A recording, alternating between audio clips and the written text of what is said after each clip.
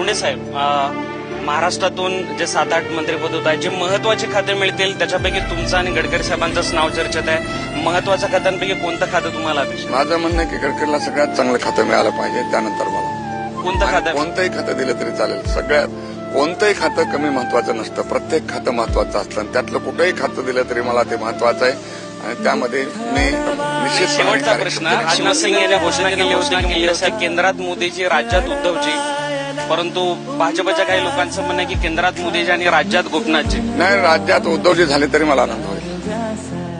शिवसेनेचा मुख्यमंत्री झाला तर काय झालं? इथेच हा शिवसेनेचा भाजपचा हा भेद करू नका, हा बुद्धिभेद करू नका.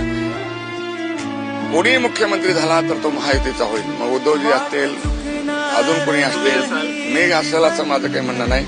पण कुणीही महाराष्ट्राचा मुख्यमंत्री झाला तर तो महायुतीचा असेल. पण आवडेल महाराष्ट्रात परतायला? मी सांगितलं, मला आवडण्याचा मुद्दाच नाही. मला जे पक्ष जिम्मेदारी देईल ते मी करेन. पक्ष